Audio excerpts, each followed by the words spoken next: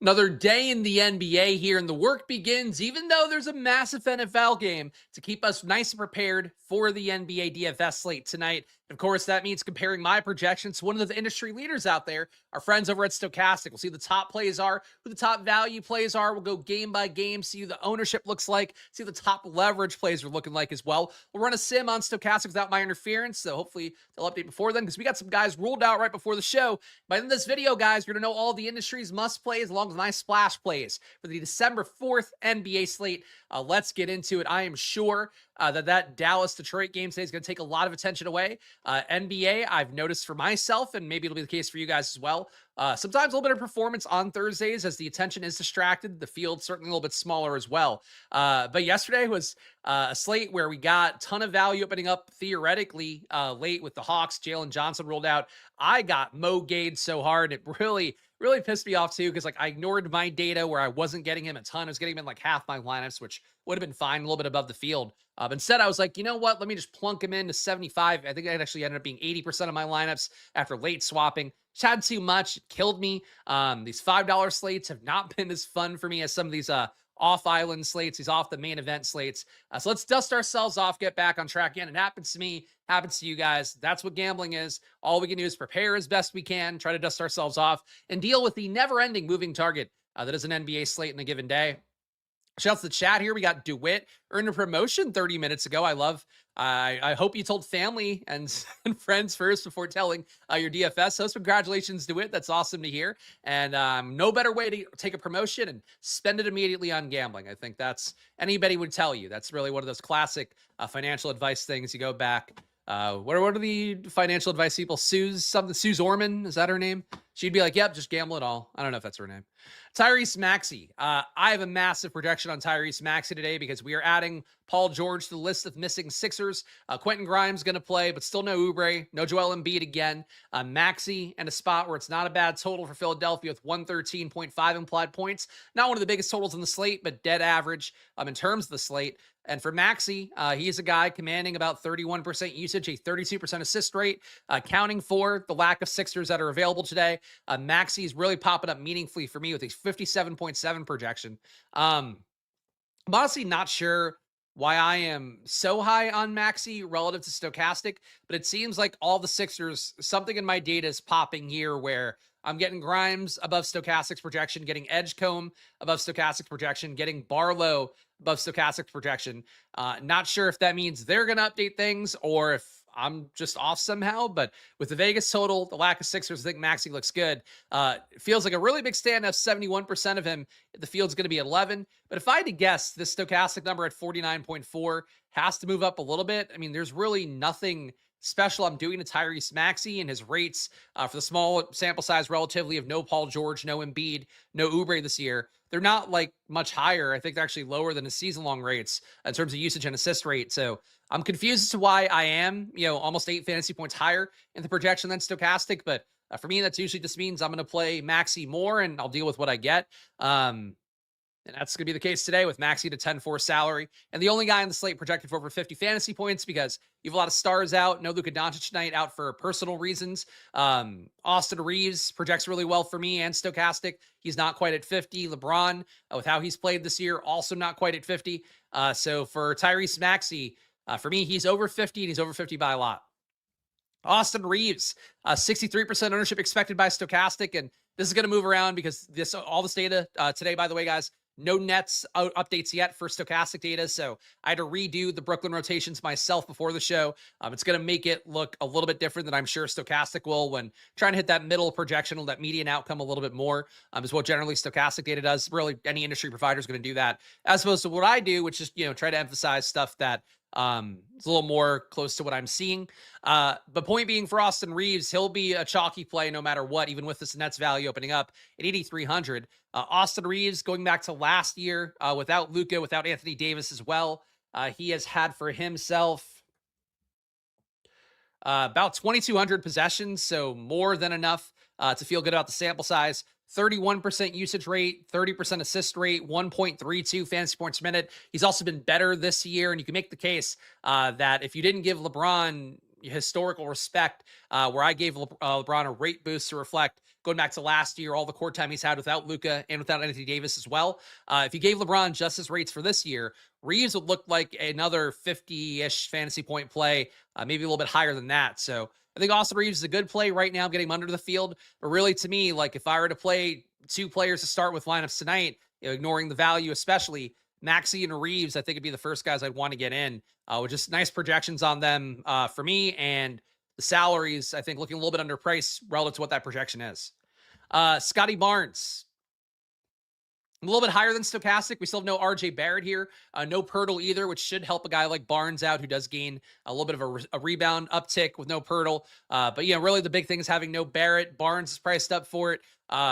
Ingram and Quickly are as well, but Barnes still has the biggest ceiling out of the group. 16% ownership for the field. I'm getting him at 16. I would prefer Maxey. I'd prefer Reeves. But Barnes on a slate where there was less good projected plays that seem underpriced, I think Barnes looked like a better play as it is right now. A good play that I don't want to be under the field on. Anthony Edwards, 10% ownership today. You are getting a redo of the matchup versus New Orleans, where Anthony Edwards put up, 44 real life points last game. So playing really well. He also forced his way into the game where he skipped his usual rest period, ended up playing the entirety, I think, of the rest of the game. So a little bit of an outlier for him playing particularly well last time out, but part of the thing apparently was that he demanded to come back in because he feels like the team is going a certain direction, wants to make sure they fight it off, I guess. So weird vibes a little bit for that with Minnesota, but point is that it's leading to Anthony Edwards playing more minutes. He's still getting 34.5 in the projection set, though. I'm not sure how much more you need Anthony Edwards than that. But Anthony Edwards, I think a good play here. At 10% ownership, but I have Maxey so much higher. I have Reeves higher at a cheaper projection and the same position. So for me, it just doesn't make a lot of sense why I would get Edwards. I think it's a tournament option with, about 63% of the field going to be on Austin Reeves, apparently. Playing Anthony Edwards, trying to get the upside. That would be it. As I said, yes, my data is accounting for Michael Porter being out. Stokastic is not. I mentioned that a couple of minutes ago. So if you're joining in live, always feel free to skip back, and then you can see the same stuff that I talked about. LeBron James, we got 27% ownership for the field. I'm at 21. Again, for LeBron, had to really give him a lot of extra boosts to get him where he needs to go. The reality for LeBron this year is just that he has to really play a lot better to make up with where he's been historically. He's only scoring 23 points per 100 possessions. He's only getting 6 rebounds per 100. The assists are looking good, getting a 10 assist and change per 100 possessions, but he's currently not playing like the LeBron of yore, and he's also shooting pretty terribly, 53% true shooting. I think that for LeBron here, the big thing at this point is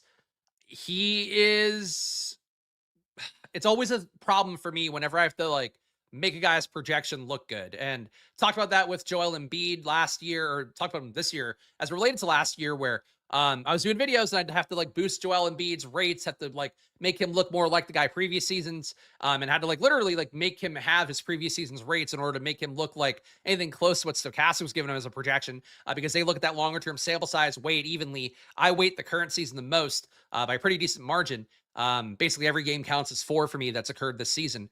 LeBron has looked awful. He hasn't been the same guy right now. The assists have been there, but he's rebounding less, shooting less. You have no Luka today, so we should see the best version of him. So I did give him the rates that he has without Anthony Davis and Luka going back to last year, like I mentioned. That means 31% usage, a 44% assist rate. For comparison, this year so far, he's at a 22% usage rate, 32% assist rate.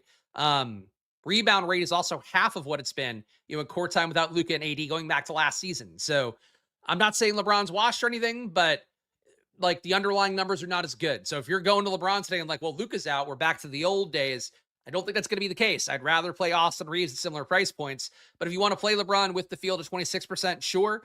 He's not mega chalk, but again, it's really important to note that underlying data, he's not the same guy right now, and he's turning 40, I think, this month. 40 or 41, one of the two. It's not LeBron. It's not old LeBron anymore. Even if he hits today, not old LeBron. No Texas toast me. I had a bagel with cream cheese and sausage, so we're killing it. Thank you for you guys learning too much about me again in this 2 p.m. window, but I appreciate the concern. No Texas toast in the house, though. So people who are concerned, please be concerned about the amount of Texas toast available. Peyton Pritchard, underlying rates and actually add more funds is working correctly again. So we can go over here and pull it up on screen because we'll have enough time today. Let's pull up the data just from this season. Let's go to Boston and let's take off Jaylen Brown. If you're not familiar, this is Add More Funds NBA Wowie. Wasn't able to show it on screen for a couple weeks because they were missing data in games this year, and I just didn't want to use it in my process until they figured that out. But now they figured it out, so we're back in using them here. Sometimes it does janky shit like this too, where I have Jaylen Brown off and it still shows me data with Jaylen Brown, but it's a good tool. So you can see here we've had, and I hate the way this looks too. I wish I could move this around. I just want it to look like how my usual screens look. So give me 1 second here. Take off all these other settings. For some reason, it does not save the same way across accounts. It just saves this way here. So I want to get usage back. I want to get rebound rate. Boy, you're getting the real fucking slow version of this today, guys. I apologize. You're getting rebound rate. You're getting... That's not it. Assist rate. That one. And then we're going to get in... Where's true shooting? TS. We want to get true shooting. And then DK points per minute. All right. Hopefully this will make the screen look better. There we go. Okay. So you can see here your DK points per minute leaders. Peyton Pritchard, 294 possessions without Jaylen Brown this year, putting up 28% usage. I picked the wrong assist thing. Ignore that. This is not actually assist rate. This is like a different version of assist rate. Assists per 100 possessions is what this is. Point being is that Peyton Pritchard, though, gets the biggest uptick in usage, gets a big uptick in assists. He's your best, technically, your biggest riser because of not having Jaylen Brown in. So Peyton Pritchard, a priority. Derek White, also a priority, averaging 1.1 fantasy points a minute. But neither is like, to me, neither is a great performer in terms of like how they've played so far without Jaylen Brown, but they're both gonna have a ton of opportunity because Jaylen Brown's putting up about a 37% usage rate, plus a good assist rate too. You're taking off a guy who's like killing, let's say, 60% of the possessions when he's on the court. That's largely going to flow, towards Peyton Pritchard, towards Derek White. So they're both 58% owned. My data, I would favor Pritchard a little bit more. I do have the projection lower for Pritchard, but he is cheaper. But both guys, priority plays for sure. Fields at 58% of both, 59, I guess, for Derek White. Austin Reeves as well. These guys should stay core plays, even with the Brooklyn stuff moving around. But I am currently up on Pritchard in the semi-round with my data. Low on Derek White. I still think these guys, to me, if I were just going to like lock players in and hope for the best and hope I'm getting my best foot forward, Reeves, Maxey, Pritchard, White would be that group I would try to lock. It's 3-point guards, though. Derek White's a shooting guard, too. A lot of good guard plays. I guess that'd be the other thing to note. Jimmy Butler, Q-tag right now. No Steph Curry, but Q-tags for Butler and Kuminga. That game for Golden State versus Philadelphia could look entirely different by the time it gets locked. So right now it's almost 2:20 p.m. on the East Coast. I don't know if those guys are going to go or not. I presume the Philadelphia nightlife did not get the best of this of the situation. But Jimmy Butler not playing in Philly, he's like weird about former teams of his. I feel like he misses those games a lot. That wouldn't shock me. Kuminga not playing, I would think he goes, given the fact that he's like theoretically healthy now. But if he didn't play, it wouldn't be a shocker. If both those guys are out, Pajemski will look better and Moody will look better. You really just need to know what's going on there. As it is with everybody in, I don't think Butler looks that good. I don't think Kuminga looks playable, with him only projected to play about 19 minutes. But if you get guys ruled out, if Butler is out and then Kuminga's in and Kuminga's starting, I'd probably take that shot more. So we just need more information, basically. Julius Randle, 18% ownership for the field. I'm getting 5. Not a bad projection for me at 41.1 on Randle. Stokastic's got 41.4. But obviously, I'd rather pay up for other guys. Reeves coming up for me for sure. Maxey, I'm spending a lot of money on. The field's not, apparently. So for Randall, not a priority for me, but the same soft matchup against the Pelicans. They're shitty defense, even though they play with low pace. So you can definitely go to Randall if you want, and the field's doing it, though. That should move a little bit down because of Brooklyn value opening up. Lowry, Markkanen, 10% for the field. I'm getting 6. No real stand here besides the fact it is kind of a soft matchup on both sides. Brooklyn, a terrible defense, giving up 120.6 points per 100 possessions. Utah on their side getting up 121.3. They both are not good, at stopping teams from scoring. So that's good for guys like Markkanen, who is your highest usage guy, a little bit ahead of Keontae George, excuse me, on Utah. If Nurkic is out as well, he's a Q tag. Markkanen would look a little bit better for that.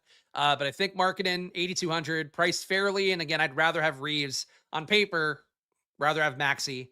Would even rather have LeBron than Markkanen, but that's closer. Trey Murphy won the slate last time for a lot of people, including my friend Josh Eagleman, finished, I think, number 2 overall in the 4-point play when Trey Murphy went for 60 the other day. He's gaining a good amount of usage for not having Zion Williamson in. Zion's going to be out a few weeks, and apparently they're willing to trade him for next to nothing at this point. But Trey Murphy, 7,500. Again, shooting guards. Would rather have Austin Reeves, would rather have Derek White at shooting guard. But Trey Murphy, big ceiling. My projections, 2 fantasy points higher than Stokastic, but only getting him in 12% of my top 150 lineups. The field's a 10. So he can definitely spike. He's got the biggest contract in the team at this point. Seems to be part of the long-term plans. Like, Derek Queen takes usage away, Fierce takes usage away, but like ultimately Murphy is technically the star of that team right now, especially if Zion does not come back. So he's always going to have a ceiling, even though he's not play up to it very often. Cam Whitmore one more time. He hasn't really looked like a good value for in the slate. So if he's not hitting for you, that's probably the reason. He's just not guaranteed minutes. Like guys that are, locks in a rotation, generally you want to favor a little bit more than guys who the minutes are super variable. And Whitmore basically has to, play incredibly well for him to earn minutes. And he doesn't play incredibly well every night. I think he's a better player than he's getting run out right now. But Washington doesn't just want to play the young guys. They want to keep mixing in Middleton and McCollum, and it's not great. Tyrese Martin. So again, I had to update the Brooklyn minutes myself. I gave Martin 27.5 minutes. I believe that's about what he played the last time Michael Porter Jr. was out. For Tyrese Martin, the biggest thing that stands out is when you take off Michael Porter Jr. and Cam Thomas. We have seen Tyrese Martin put up a 33% assist rate. We'll go back to the NBA Wowie real fast because this is probably going to be a lot of your guys' first look at this, because I know the data for Stokastic is not updated yet for Porter Jr. being out. But we got Porter Jr. and Drake Powell out. Cam Thomas still out as well. That's a lot of minutes to go around now. But basically here, I really wish I had chosen the other assist rate number. But Tyrese Martin per 100 possessions has put up 7 assists with those guys off the court. And it's been about 400 possessions. So like he's actually played a good amount here. He won 1,000 possessions for rates to be stable. That's just what the math looks like in terms of back testing. But for Tyrese Martin here, he seems to be the biggest winner, averaging 1.02 fantasy points a minute in court time this year without Cam Thomas and Michael Porter Jr. So Martin, assuming he starts, I think he's your best value play. He's coming up for me at 4,200, 8% of lineups. It's going to come up a good amount because I have him as a 7x value with 28 fantasy points right now, which feels a little bit aggressive. If I had to guess, Stokastic will give him slightly less minutes. It'll be like about a 25-point projection. But even then, he's probably your best value play right now on paper. Well, at least out of the Nets. Sam Hauser, 47% for the field. I'm getting 77. The big issue with Sam Hauser, I think, in the data for me is the 3-pointers that Boston averages. Jaylen Brown not going to be able to create them, so they have to go somewhere. Sam Hauser is your most prolific 3-point shooter for Boston, so I believe that's part of the logic there. He's hitting 35% of his threes, shooting 5.7 a game. I mean, Derek White's shooting 8.7, but only hitting 32%. That'll get better, but it's not been good. Peyton Pritchard shooting 8 a game. Simon shooting 6 a game. Facing Washington, too, that doesn't hurt. But for Sam Hauser, the 28 minutes, the fact that he should fill in some of the scoring. He's not a super great fantasy producer as Sam Hauser. Only 0.7 fantasy points a minute on the year. But he does get a little bit more assist upside when Jaylen Brown's off the court, does gain some usage. So I think he's going to come up. I don't feel particularly great about Sam Hauser here, but he is a player that I think the field's going to be on a lot. I think I'll be with the field on it, but I really don't want him to be a 77% play like I got here, running my projections on the sim before the show. No love for Danny Wolf. He's not really guaranteed minutes in the way that you'd want. If he were to start, I'd feel better about it. But I gave him, I think, 22 minutes or something like that. They gave him 21.5 minutes. He looks like an okay value, but you would want him to be starting. He played 24 minutes yesterday for Brooklyn, so he might get more.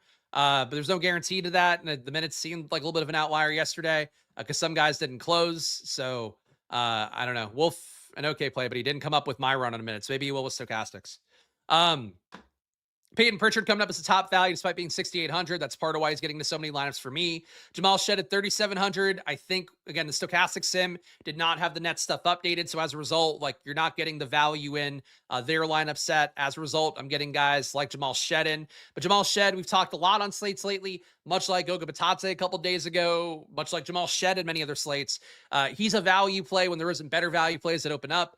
Right now, like, just relative to how the slate looks, you should be playing Sam Hauser more on paper. You should be playing Tyrese Martin more on paper, I think. You should be playing Sandro Mamukelashvili more with no Jakob Poeltl today. There's guys that are better values than Jamal Shed, so I think this number will come down. But he does project okay, and I suppose, like, if you really wanted to make a pivot from the chalk, Jamal Shed is lesser owned value that's going to play 24, 25 minutes. Neemias Queta, 31% for the field. I'm getting 35. He looked good to me in the data the other day. I still didn't get him a ton, but got him enough where I noticed him not being great on that slate.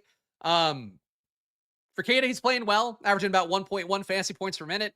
For Boston, there is more opportunity to go around overall with no Jaylen Brown. Maybe a few more rim runs for Queta. I guess would be a possibility. But the big thing is that he's facing Washington. Certainly more peripherals to go around versus Washington. So whatever amount of Queta the field's getting, I'm cool to be a little bit above that. Seems like a spot where you could absolutely hit a ceiling. It's Washington. Anybody can in those situations. Hauser's a guy who could run cold and not get minutes. Also a possibility for sure. He definitely doesn't do enough that I'm super confident in the minutes, but, he's 3,900, projected to play 28 minutes. Get why he comes in now. Sandro Mamukelashvili, 34% ownership for the field. I'm getting 40 right now. For Toronto, last game they played was versus Portland. Jakob Poeltl started. Every minute that Poeltl didn't play went Mamukelashvili's way. You can see here Poeltl in. He's out. Mamukelashvili in. Poeltl back. Mamukelashvili out.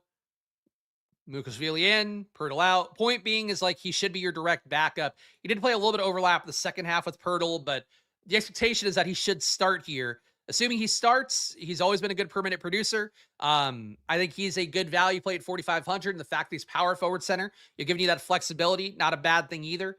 I feel better about Mamu at 4,500 than I do Sam Hauser at 3,900, even though I am getting more of Hauser.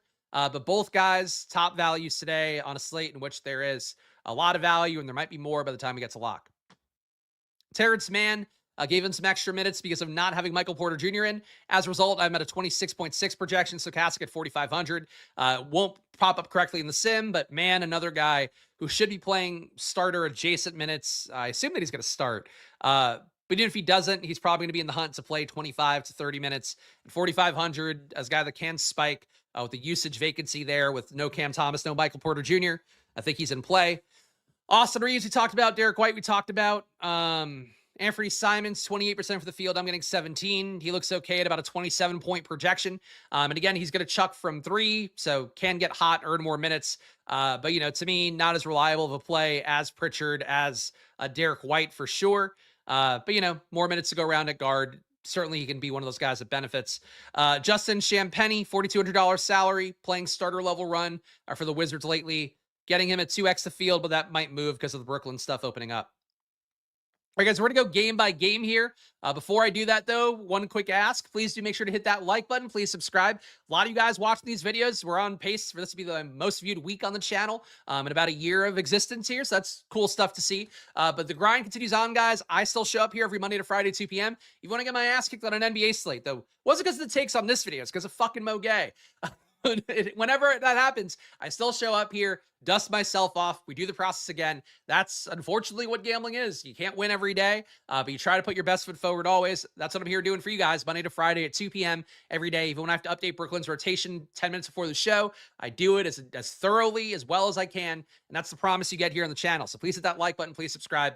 Help me keep finding the YouTube algorithm. And also make sure to check out Stokastic, 15% off. I show you their data here, but it updates throughout the day. And we'll have to update again for Michael Porter Jr. being out and Drake Powell. But join Stokastic. Link down below if you want to see all the packages there in their Cheesecake Factory style menu. You say Chinese food menu, but I don't think that feels weird to say. So let's say Cheesecake Factory menu. You can see all the options there, monthly packages, weekly, cheap stuff, expensive stuff, all 15% off. And please keep clicking it. Please keep signing up because half the money you pay to them comes back to me. And it's a big way I'm able to afford doing this as vigorously and regularly. And join the channel too, $5 to join. If you want my data, join one of the Squirt Squad tiers, and you get the very screens and my data updated throughout the night here, because I update whenever, even if it's a FanDuel slate game, I update, because that's my commitment here. For the love of NBA. All right, game by game. Golden State, 110 implied points. Philadelphia, 113.5. We need to know Butler, Kuminga status. Horford, too. There's actually a lot of Q tags, but Butler and Kuminga in particular going to matter a bit here. No Steph Curry, so right now these guys don't look great, but certainly you could always make the case to play Butler with no Steph Curry. You can make the case to play Kuminga if he were to start. But not a great spot to me for Golden State here unless we get some guys out. But if Butler and Kuminga are out, let alone a few guys in the rotation, it's going to look like a totally different ball game. Hield will pop up. Will Richard, unfortunately, may pop up again. Pajemski at 6,600 will look playable. Right now, I would rather die than play him. It's gotta be. I'd rather play him than die. But like realistically, he looks like an awful play, but he won't be quite that awful if you get Butler and Kuminga out, let alone just one of them, especially Butler. Philadelphia, we talked about enough with Tyrese Maxey. He's coming up hugely for me. I am baffled by why Stokastic's projection is so low for him because this is updated. But no Paul George, no Oubre, no Embiid. Just missing a ton of guys here. No Watford. So we're in the same situation we've been in. Maxey has been a great producer at 1.33 fantasy points a minute, counting for the matchup and the lack of teammates here. I have him at 1.5 today, which is a little bit extreme, but on a slate with no stars, I think Maxey is your stud pay up option that I want to get to. 70%, 7x the field, a little bit strong, but I think this will come up and I'll come down. If he's like 25% for the field, that feels a little bit more right. Quentin Grimes, they've got it 3%. Again, it feels like a low projection to me at 31. I've got Grimes at 36.7. Would rather play Maxey, but Grimes at low ownership. I'm a little bit baffled by it being that low of an ownership and a projection. Edgecombe wasn't coming up in Stokastic data with a 25 projection. I have at 31. Again, I'm just off at all the Sixers. I'm not sure. I'm going to dig into my data later after the show, I guess, to see for something I'm missing whenever they update. But I don't know what's going on here because I'm really high in Maxey. It looks like, to me, my projections look like I'm missing a player that they think is in and I don't have is in. But it doesn't make sense. And I think no matter what, Max is going to look good to me. Right now, though, he looks like the best play in the slate by a decent margin. Boston, 120.5 implied points. Washington, 111 implied points on their side. We got Derek White, Peyton Pritchard filling in. Jaylen Brown already ruled out after he was doubtful, so he's been assumed out anyway. Embiid did not keep getting up. Embiid is still doubtful. He's been, unless there's something I missed while the show's been on. Let's see, 130 injury report. Oh, no, he's a Q tag. You're right. You're right. So he got upgraded to Q tag. So maybe, no, but yeah, maybe they put him in the data set and I just didn't pull him in. That could be it. That could be it. So Embiid Q tag, that is something that might affect my data. Because I definitely took Embiid out. So good call, Raphael. You are correct. You win the prize for today of understanding what's going on in my sheet better than I did. But still do think that Grimes and Maxey will look good. But Embiid being in, I just don't know what the fuck's going on there. He can't play like more than 23 minutes. He'll hurt the projections, but I still think Maxey and Grimes, I'll be above the field on, just probably not as above the field. Boston here, though, play whoever you want, really. No Jaylen Brown, match versus Washington. Sam Hauser, again, super chalky here, but he could easily miss his shots, doesn't produce. They go to a smaller backcourt, go Simons, Pritchard, White with Kada plus Walsh, Minot, whatever. There are ways it doesn't work out for Sam Hauser. He's mega chalk. White and Pritchard does feel like they should be worth the ownership they get. I would favor Pritchard right now, but really, if you tell me you're going to play 60% White and Pritchard, honestly, if you're going to tell me you're going to lock them, I'd say probably not the right move. But like, there's just so much opportunity to go around. They're playing the Wizards and no Jaylen Brown, like that. That really opens up the world of opportunity for these guys. And I would find it hard to believe that White and Pritchard don't hit their projection, even if they don't make a winning lineup because somebody outscores them at cheaper or whatever. I think they're going to hit low 40 fantasy points no matter what. High 30s, low 40s, I would say, no matter what. Neemias Queta going against Washington. He can go nuts here if he wants, putting up 1.07 fantasy points a minute. Counting for the matchup and the lack of Jaylen Brown, I've got him at 1.2 today. Simons, I never really want to play, and I'm under the field now, but still getting him at 17%, Fields at 28. Jordan Walsh, I'm with the field on at 15. Sam Hauser, I'm getting 77. Fields at 47. I hate that stand, but it is what it is right now. And Josh Minot at 11. Fields at 12. He is a peripheral monster, has been out of the rotation or down the rotation lately, but he's one of those guys where if Hauser doesn't hit his shots, Minot playing as the 4, getting some rebounds, easy stats versus Washington, he might pay off. 3,800, power forward only. Washington here. Keyshawn George, not looking like a great play. He's been playing down lately, definitely deferring a little bit more usage-wise to McCollum and Middleton. That's not helping. Bagley priced up now. Still no Alex Sarr here, but Bagley not the value smash play like he was. 25% ownership for me in my top 150, Fields at 20. If you want to go to Bagley, I wouldn't begrudge it, but he's just not the smash play he was at 4K. I mean, under 4K for a couple games there. But now he's priced for life without Alex Sarr. Same thing for Tristan Vukcevic. So you definitely don't want to play these two guys together. But if you want to play one of them, no issue with it. And Champagnie gaining minutes as a starter for Washington. More peripherals to go around without Sarr as well. He looks okay, averaging 0.95 fantasy points a minute while shooting absolutely terribly. We got Utah 118.5 implied points, Brooklyn 113, and that might come down further because having no Michael Porter Jr. in. But Utah, again, good matchup here with Brooklyn giving up about 121 points per 100 possessions. But nobody here priced in a cheap way, really. If Nurkic is out, I would think you get Filipowski starting because you have no Kevin Love. Filipowski at 4,800 would look pretty good if he starts. As it is, he's going to get backup 5 and 4 minutes, so he would be okay. But Nurkic being out's the big thing here. If Nurkic is out, everything looks better. If Nurkic is in, I think Filipowski looks okay. Sensabaugh looks okay at 3,700. But there's definitely tournament upside for Markkanen and Keontae George. But I think if Nurkic is out, you'll actually get those guys. As it is right now, the projection seems a little bit light. Brooklyn here again, to disclose, the minutes are my spin at the rotation because Stokastic had not updated before the show, so I did the best I could to get a look at the last game without Michael Porter Jr. and also the one that they played yesterday and try to get a read on things. Claxton's the only one standing up meaningfully. This is all going to come up a little bit, though, because the sim did not have these guys updated, so it just won't come out. They want to have lineups with these guys in the sim because they don't look good enough to play based on the previous data. That said, Stokastic liked Claxton before. I imagine they'll like him more with Porter Jr. and Drake Powell out. Clowney will get more minutes. I'm at 32 because of having those guys out.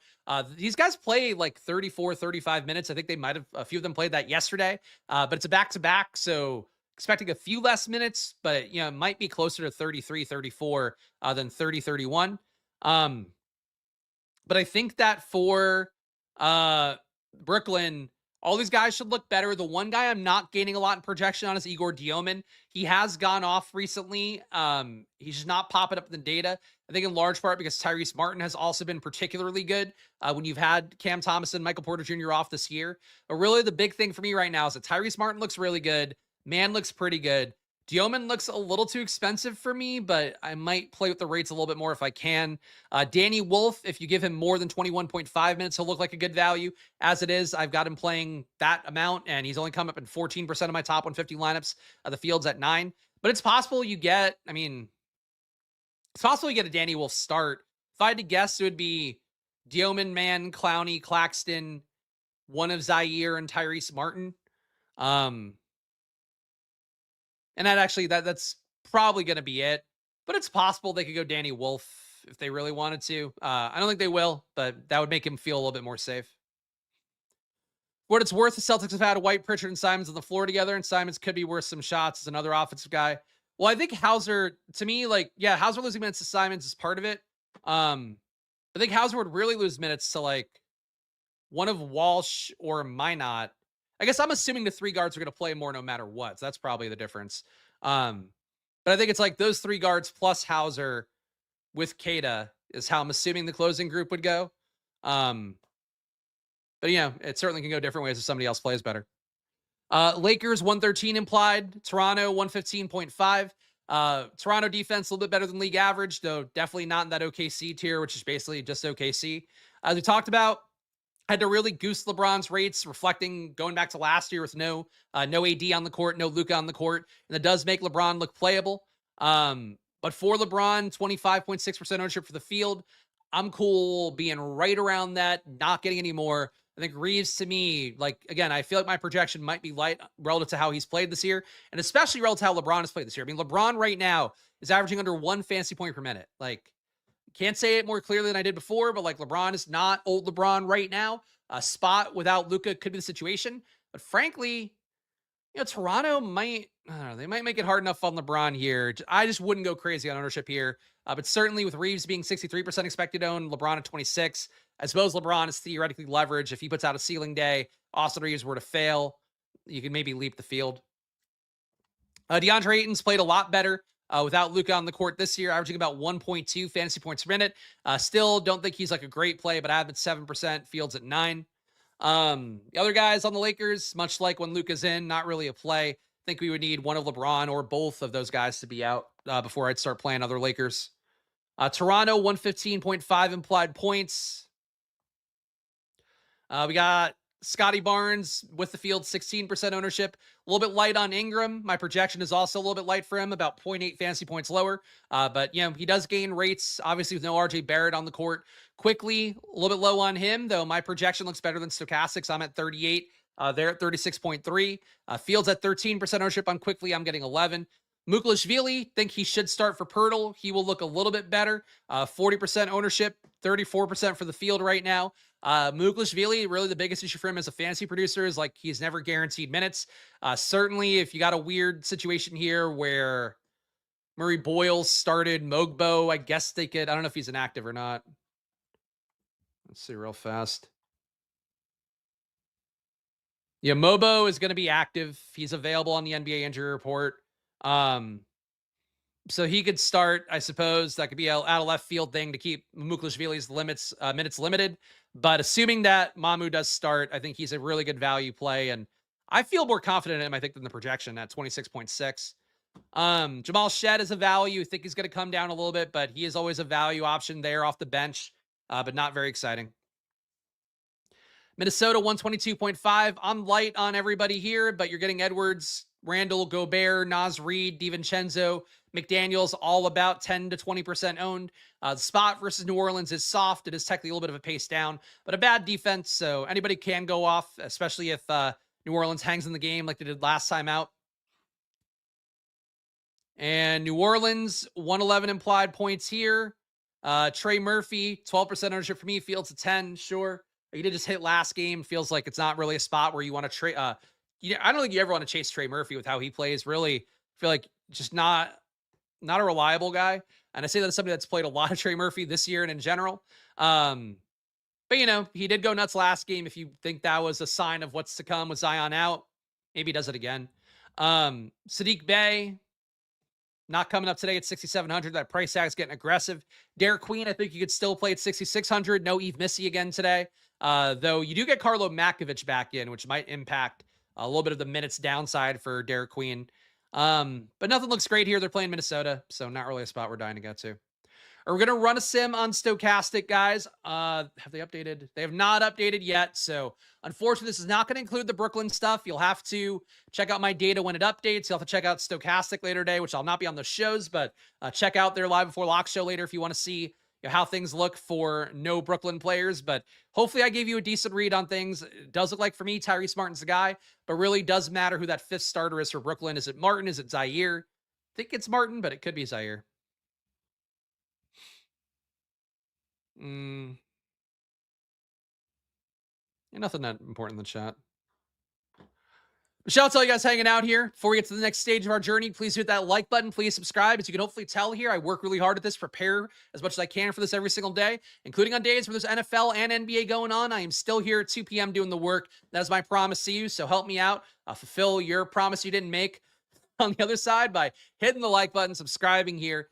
Does go a long way for me here. Just one guy showing you my gambling across the NBA. If you're playing today's Dallas-Detroit slate, check out my video on the Splash Play Pod channel for NFL. Of course, doing a similar process for the NFL slate, except I also look at ETR data on there. And also I did a show with Lofty this morning on Stokastic. So lots of NFL showdown content for you guys today as well. Man who works hard, even lacking Texas toast. To be clear, the secret to my success is not Texas toast. Gonna have to rewatch the video. There you go. That's the move. A lot of you guys watch non-live too, so I appreciate all the live viewers. But there's like a couple thousand of you some days lately that are watching it not live. So shout out to all you guys as well, and thank you for the kind chats here. Thanks for all your work and putting up with comments. I try the best I can. I'm trying better to be magnanimous always, even though none of you guys today, but in general, you guys could tell. Sometimes I just want to call people an idiot, and I'm trying not to. Trying to not let all the new viewers down by yelling at everybody. Your top ROI lineups according to Stokastic, again, without the Brooklyn updates in, we'll still get a decent read on who the Stokastic data likes. Anthony Simons, Austin Reeves, Sam Hauser, LeBron James, Neemias Queta, Jamal Shed, Scotty Barnes, Derek Queen. So getting your both Lakers in. Obviously, Luka vacating a ton of stats overall, the usage, the assists, the rebounds. So it makes sense that you can get to Reeves and LeBron here. And you're getting a bunch of Celtics, so no surprises. Jamal Shed at number 2 again, Austin Reeves, Sam Hauser, Josh Minot, Neemias Queta, Anthony Edwards, Scotty Barnes, DeAndre Ayton. Got to think the Hauser, Minot, that stuff comes down a little bit. Jamal Shed comes down a little bit with the Brooklyn value opening up, but guess we'll see whenever Stokastic updates. Number 3, you got Derek White, Anthony Simons, Sam Hauser, Mamukelashvili makes it, Neemias Queta makes it, CJ McCollum, Scotty Barnes, LeBron. Sim's liking LeBron enough here, 2 out of the top 3. Number 4, Emmanuel Quickly, Derek White, Sam Hauser, Mamukelashvili, Marvin Bagley, Austin Reeves, Lowry Markkanen, Neemias Queta. You know who's noticeable by his absence here?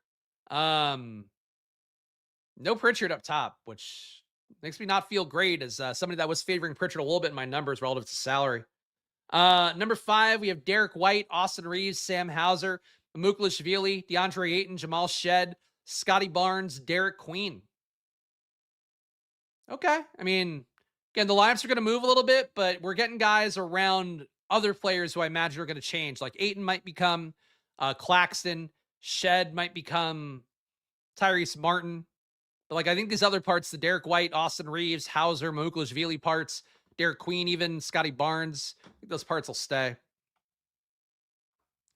It's Melton a free square. I don't think there's ever been a player coming off a year-long ACL injury that's a free square.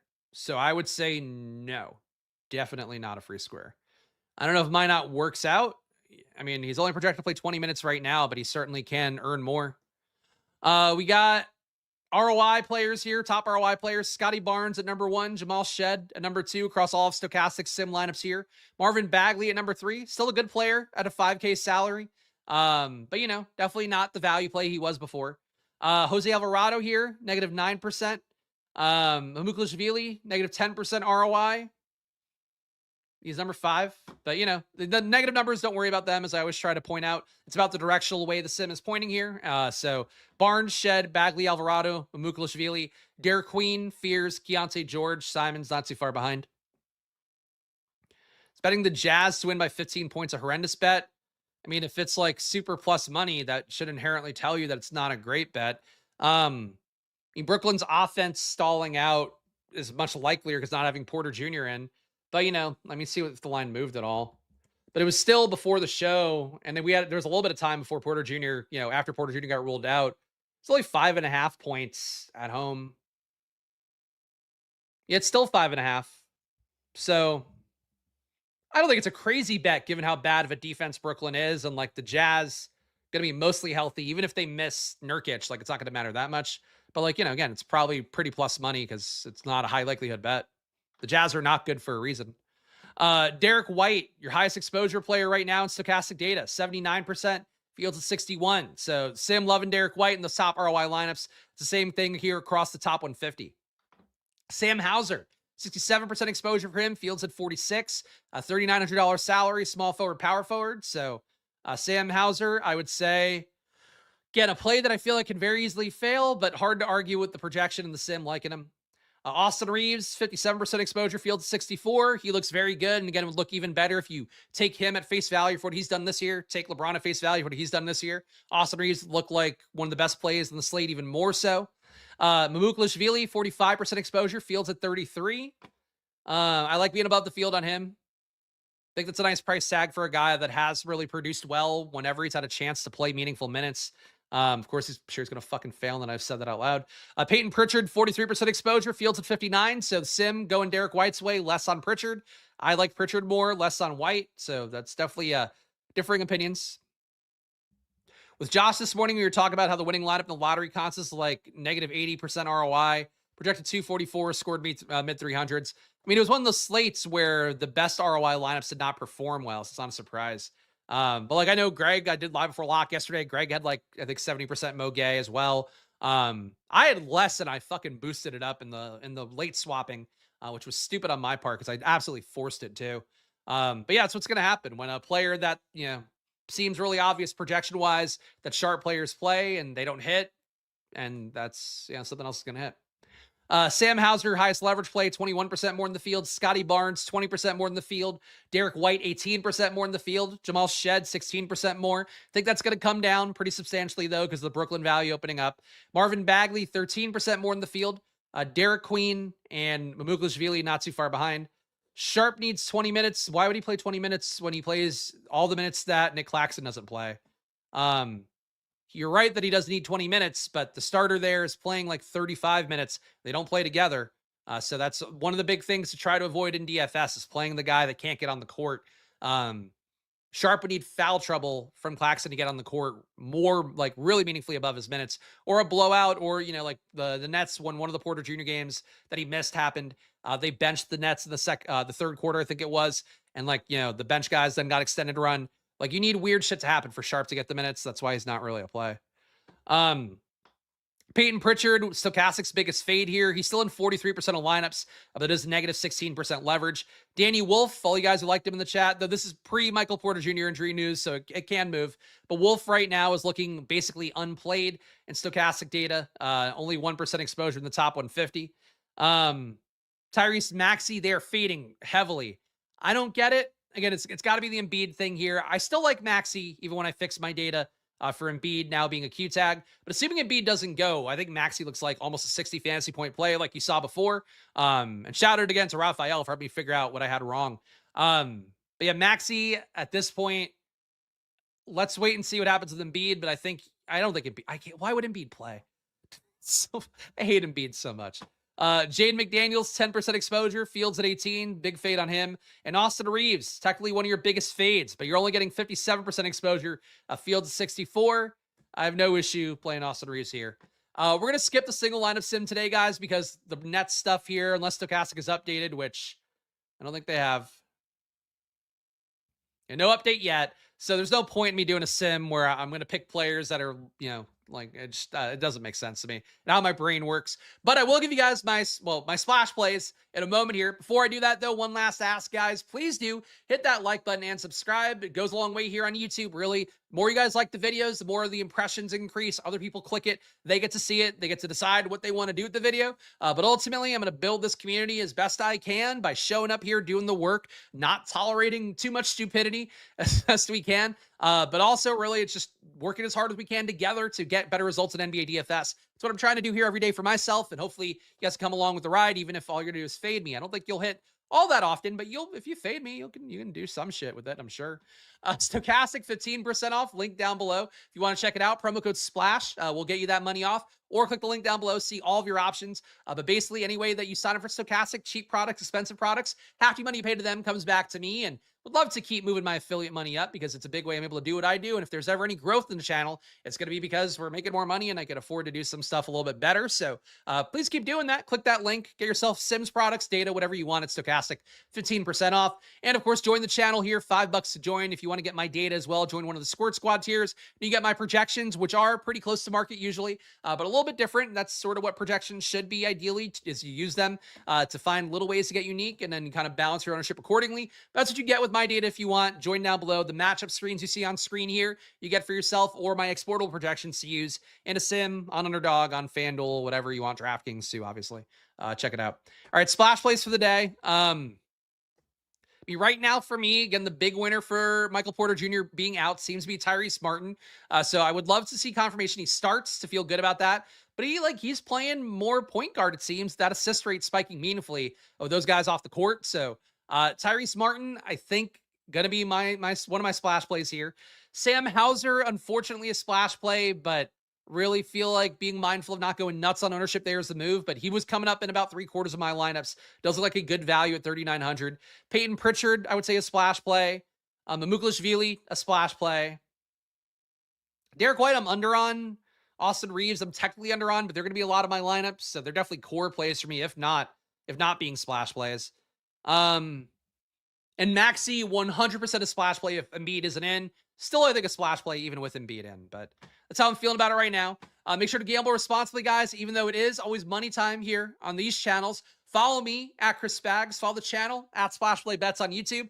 On Twitter, at Splash Play Pod. You can see my NFL and my NBA videos whenever they come out. Check out my shit for the showdown video for Dallas Detroit. I'll be playing that too. It's always fun playing two sports, but I really feel like I was going to play less volume in NBA today, but with this slate being what it is, I'm doing the full load for both. So pray for me, pray for you. I'll see you guys again soon. Enjoy your days. Good luck. And then I'm going to play this GIF again. I'm going to play it on every channel. I feel like I've gotten adequate use out of it. But I'll be back tomorrow, guys. NFL video, 12 p.m. Premium video right after that. NBA video right after that. Stokastic live before lock tomorrow. The schedule marches on here, guys. So I'll see you guys again soon. Enjoy your days. Good luck. Play some NBA. All right. Bye, guys.